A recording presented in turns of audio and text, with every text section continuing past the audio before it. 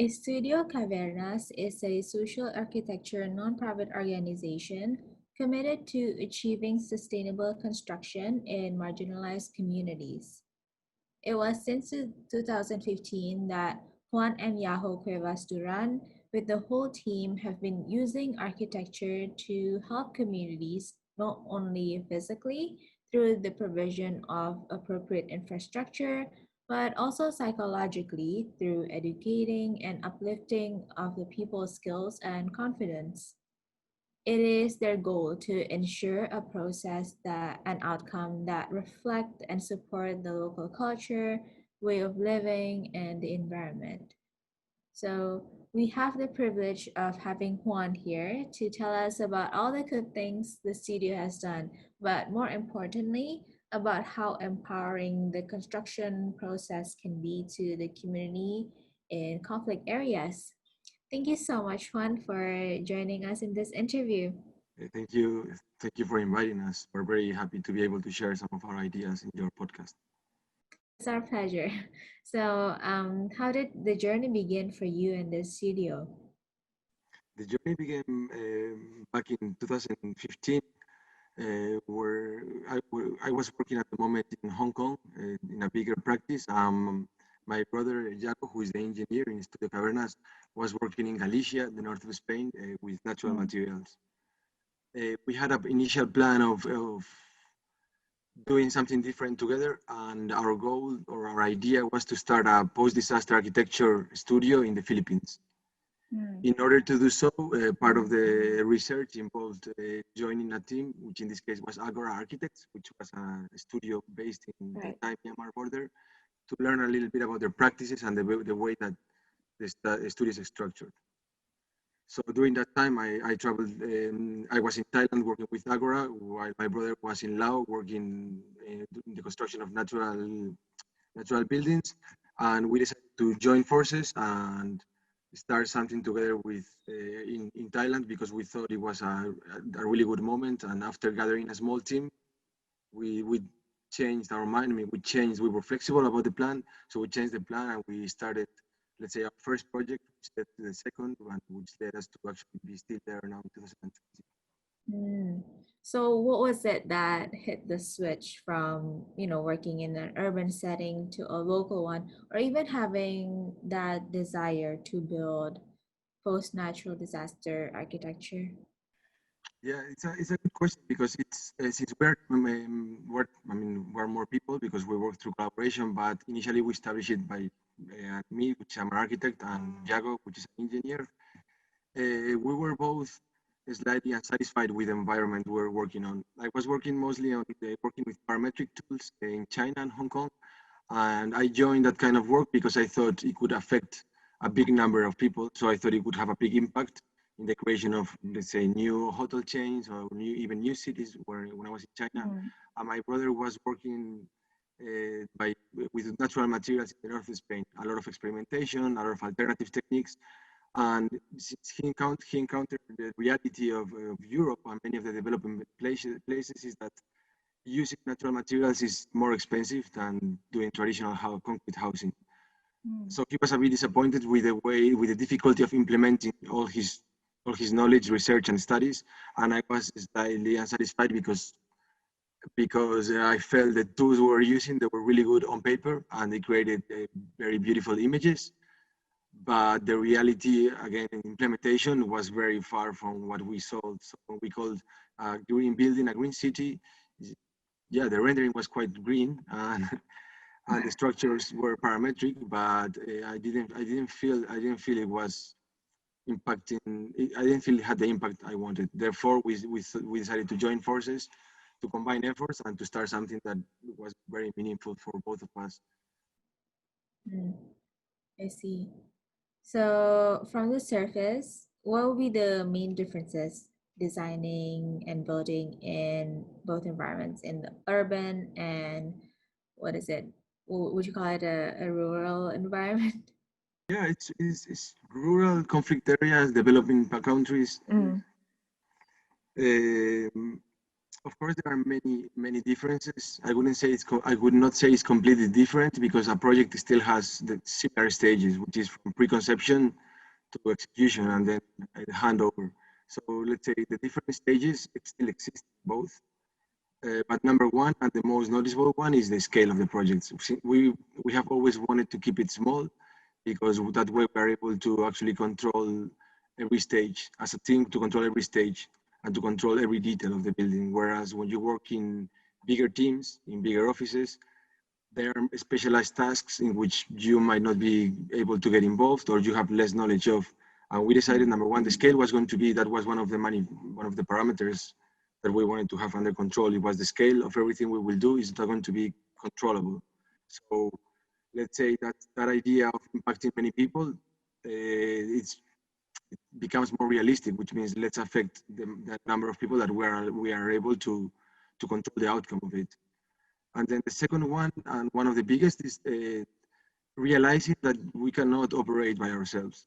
And we cannot operate, architecture doesn't work in this context, doesn't work like as an independent entity that decides that you're going to do a school classroom. But you need to collaborate constantly with community-based organizations, with local NGOs. You have to organize meetings with the community even before you start, even before you decide the project, we were meeting with the community to actually make sure that the project is feasible. So of course, feasibility projects are important, and the way to make sure that you are in the right direction is by consulting people that has been working there and has a lot of experience in the field. It's a conflict area because Myanmar is a country that is still under we can call it a civil ethnic-based conflict inside the country and also throughout the borders. So it's a very sensitive place. That means that any intervention can affect actually negatively to a community. If you're not aware, or if you raise attention of the Thai authorities, because we operate mostly in Thailand, but it's for Myanmar people.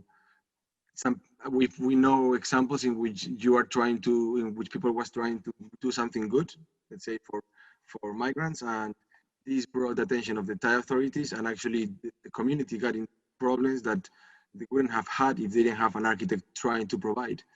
So one of the main keys for us is knowing from the beginning that we're going to do an intervention that is going to be positive, trying to reduce the scale and trying to reduce the impact to make sure it's going to work well also after we leave. Another big difference, this is not only in developing architecture, I guess it's also because a lot of people does it outside this field, is bringing an engineer from the very beginning of the project. Usually, or at least in my experience, and many of the people that I have worked with, the architect is the one who starts with a concept design, and later on, let's say an engineer comes and guides us on how to develop the different details that we have been working on. The way we operate is completely different. The engineer is a key factor from the very beginning and is the one who actually decide what kind of construction techniques will be used or not. This means that sometimes we don't do or we don't design the kind of building we have in mind, which is of course very idealistic, but we have to understand very well construction techniques that can be built by people under training in our case. And that determines very much the way that your construction looks. So it also determines the kind of tools you use for design. We are used to usually working in plans and sections and renderings, and that this is enough to communicate with clients and most of the time with anybody involved in the project. In our case, the use of 3D models, I mean with physical models, built with sticks, usually just with chopsticks or square sticks. So very simplified drawing, very simplified models help a lot the construction worker to kind of locate himself and know the part of the building he's working on. So that's the stage in the first day of construction. We look at the models with them. They even give some suggestions, which later we bring to the studio. We modify it, and the next model is more accordingly to what they, not only what they know how to do, but what they believe is more simple. And that way, you know that you have a better level of details. It will be cleaner because they are happier with what they're doing. So we do take into consideration a lot their opinion.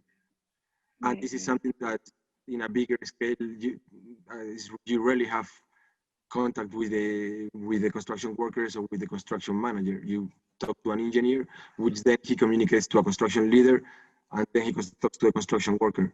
So I think that's what we call it building. That's why people call it building through collaboration, is because it's true collaboration between many parts, and they are all involved. Hopefully, hopefully, in best case scenario from the very beginning. Mm. I thought it's very interesting when you say sometimes the intervention is not known by the authority. So I'm wondering, is it the case where what the people desire are not that reflected by what the authority wants? And if that's so, would you call your role as the architect to be the voice of what the people want? I wouldn't say that we are the voice of what they want, but I would say we try to help them by by giving them the appropriate tools. Yeah, which is a very vague concept. I understand, but the relationship between migrants and the authorities is never defined on paper. It's always again very vague. They know what they can do, they know where they can go, but at the moment that authorities change their mind about something, they might be arrested and deported back to the country, or they might have to pay a fine. This means that uh, we cannot help them maybe directly to overcome these issues, but we can make sure that the construction goes from beginning to the end by communicating with authorities from the beginning, letting them know what we're going to do, and they give us little tips. In a very good example, or maybe it's an anecdote, but during the construction of Green Island, which is an intervention inside a municipal dam site, the authorities, one of the conditions they gave us once after they visited the site, they said, okay, it's very good what you're doing, but we want to see a Thai flag on top of that building. Why? Because basically you are in Thailand, and we are aware that all of these are Burmese people, Burmese and Myanmar people, which is of course the same, different name different ways of calling the country. Just by that little detail, by putting a Thai flag, that meant that the Thai authorities are allowing us to do it. They felt much more. They didn't feel the pressure of stopping the construction or of coming to do some paper checks. So I cannot say we offer the protection they deserve. I think we could do much better, but also considering the scale we operate, we do. And then apart from us, there are several bigger organizations that are in direct contact with authorities and institutions, and those are the ones who give them voice. So as architects, we give them voice. I would say it's other organizations working on human rights, the one who grant them, especially women, which in this culture is very oppressed, I would say. The woman are in the last 10, 15 years, the role of the woman the conditions of women have improved because there are a lot of people, a lot of professionals working on giving them voices. That's nice. And also because of that, the collaboration becomes more inclusive of not only the many people, but the impact are also more direct, right? As the collaboration becomes more direct. It is. And one of the main reasons we like this way is because we consider that a project is successful if after we leave, the people still takes care of it, and the lessons that were meant to be, the classes that were meant to be taught inside, they happen. This means that from the beginning, from the meeting, even when we gather a construction team, we get people from that area. When we have to do, let's say, touch roof, which is a lot, we try to hire the woman that are in the community, or the wives of the construction workers. We tell the kids before we start if they want to help. Imagine when we're moving land, we get help from the people.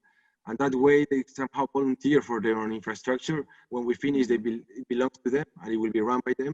So there is no point of doing it ourselves or using high-tech solutions that we know that after we leave, they will not have the tools, and it will just be left behind. Right, right, right. Cool. So now I think we can talk about maybe what are the conditions you're usually working with, and what specific barriers do you face when designing in this rural environment? Uh, there is obviously many barriers. The most obvious one and the initial one is the culture and language. And again, I'm emphasizing a lot on the work of with other organizations, because the other organizations specialized on these topics, and anthropologists and socioeconomic people working on social and economic fields, they are the ones who guide us, for example, where to intervene.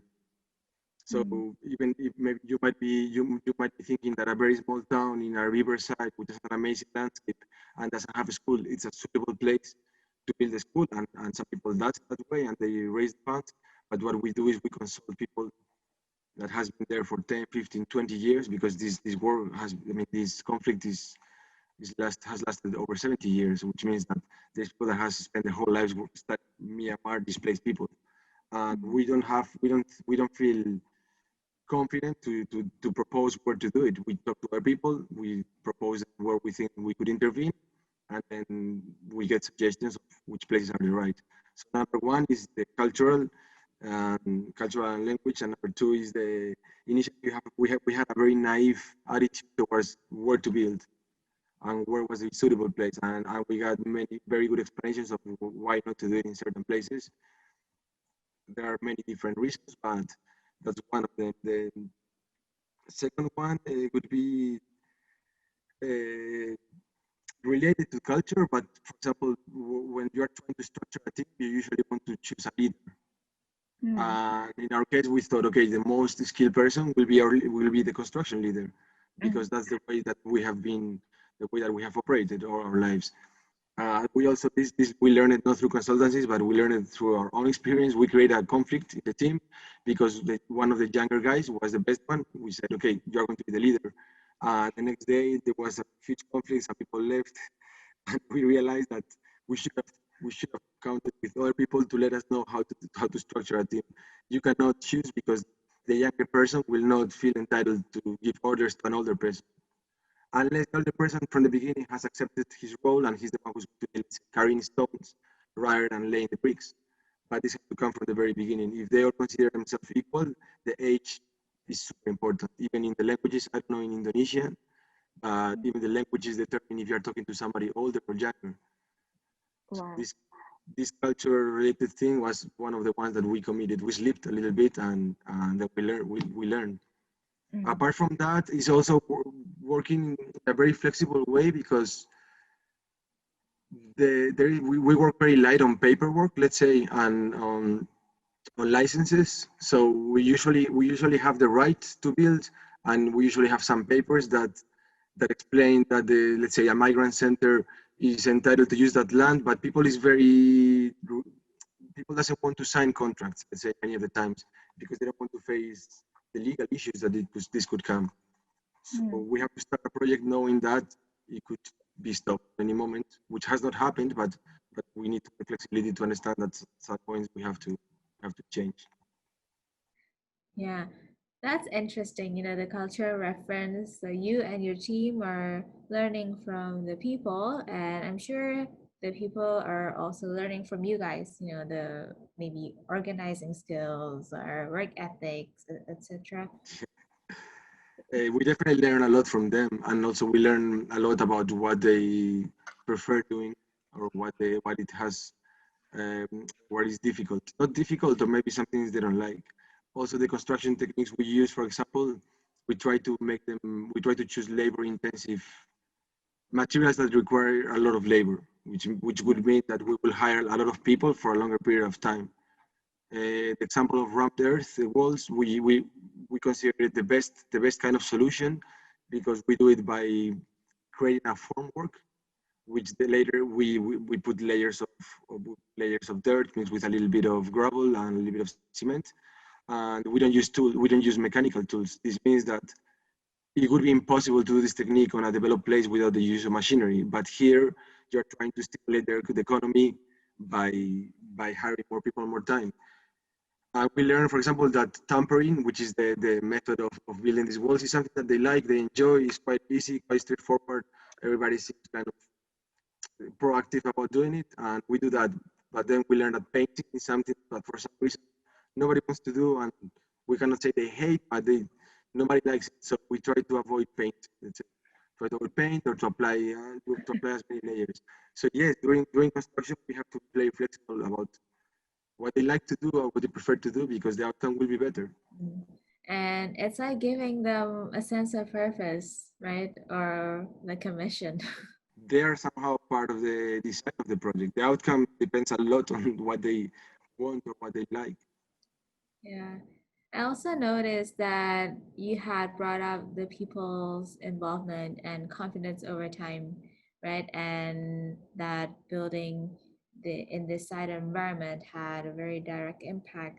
So I am assuming that the impact psychologically to these people, the confidence and maybe sense of belonging are also very direct.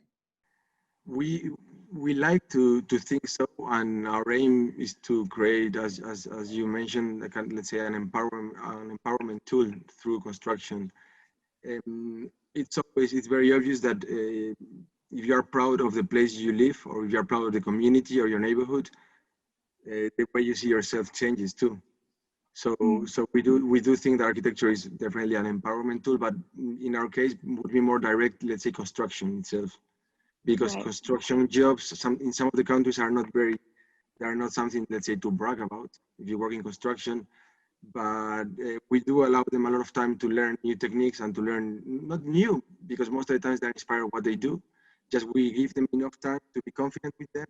We have people that knows more in the team, and when they finish, you can tell that they're proud of what they're doing. One of the reasons, the more direct, even if it's again an anecdote, is many of the times you see the workers at the end of the day taking a selfie in front of the construction, Mm.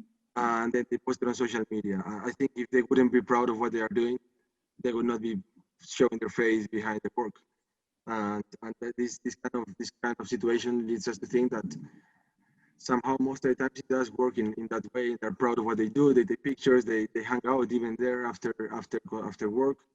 So yes, architecture is definitely an empowering tool, but I have to be. I think it's a very delicate topic too, and we work in a very small scale. So I don't want to. Uh, I don't want to make a statement that we directly create empowering architecture, but more that the process of construction can become Mm. empowering for the worker. Yeah, it's almost like underrated, in urban settings because I don't think we would see construction workers taking selfies, or actually maybe they do, but we just don't see them out in the open. Uh, but so, how has everything, your experience and your practice change how you perceive architecture or the architectural profession? Um, of course, it has my vision of the architectural role. I mean, our role as architects has changed completely. I think it's not only because I've had the chance to work in a let's say in a border context for so long, for the last 5 years.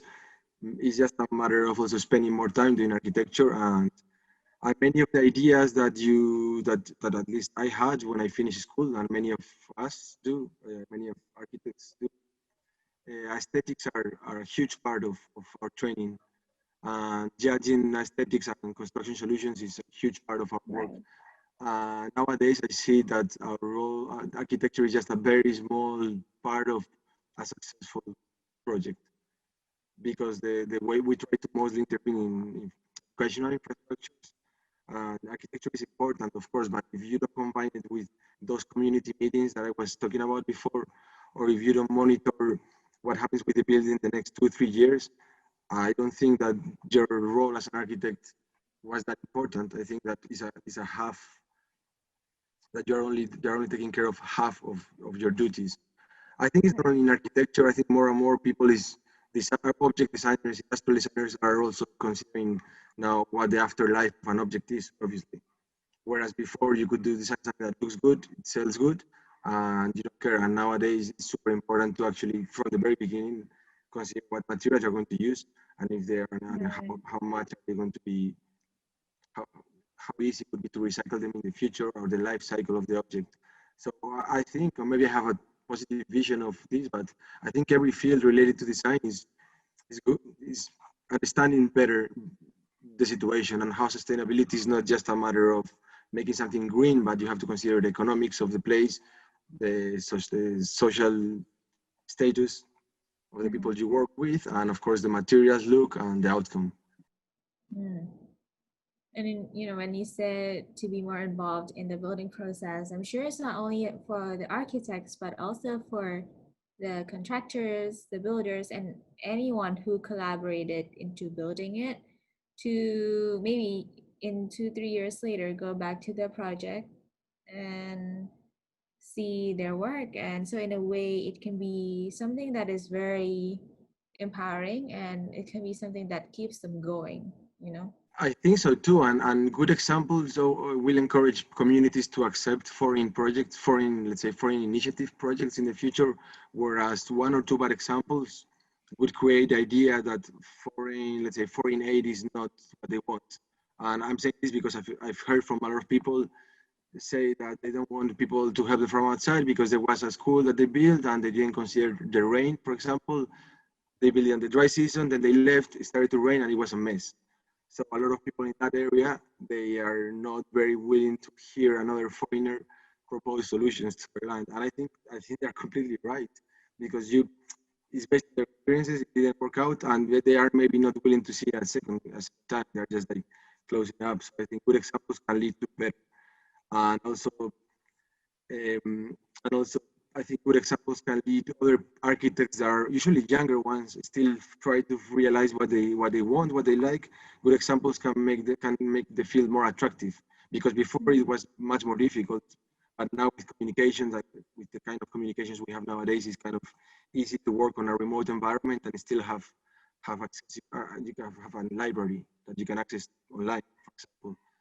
So nowadays, I think this kind of job that requires someone to live abroad for several months or to live in a construction site, which was the case for our Cambodia project, is less scary, to put in to say it some way. Now I think now it's easier for people. Now, before you had to be like really adventurous. If you want in the 80s, you want to go to Congo to do a school, you need to have a very specific personality. Right. Nowadays, I think it's open. I think anybody can do it. Yeah, yeah. And we'll only be seeing more and more project leaders, aspiring project leaders, when they're old enough. They're old enough. Yeah. So, yeah, thank you so much, Juan, for sharing. It's always nice to hear from someone who is experienced in different setting and learn how empowering architecture and construction can be for different people and the impact it can have on so many levels. So thank you so much. Really, really appreciate your being here. Thank you so much for the invitation and for the whole set of podcasts you are doing, touching these kind of topics, which are really interesting, and they definitely need to be out there. Thank you.